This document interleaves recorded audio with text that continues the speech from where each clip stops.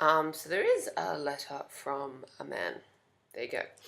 And you saying that your girlfriend's crazy and that's why um, you guys broke up. And why should it always be um, the man's fault? Like sometimes women are behaving unreasonably and that your reactions are legitimate. And I think that Greg does have some actually quite a useful rebuttal, which I'm going to read directly because I find it so very useful.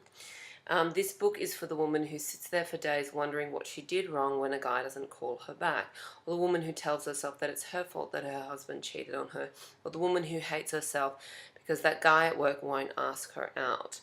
I want the woman reading our book to know that they're not bad just because someone doesn't like them. We're working, this is earlier, we're working under the assumption that many women already blame themselves too much. And I think that that's a really good point.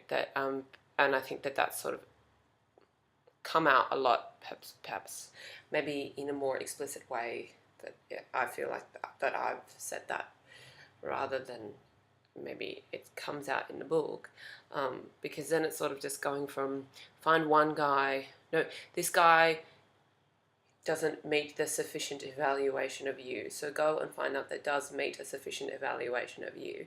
And I sort of feel like that's not really healthy, because then you still find the evaluation from an external male source, that you just find that man that does think you're a 10 out of 10 or whatever, when ultimately it's not going to matter.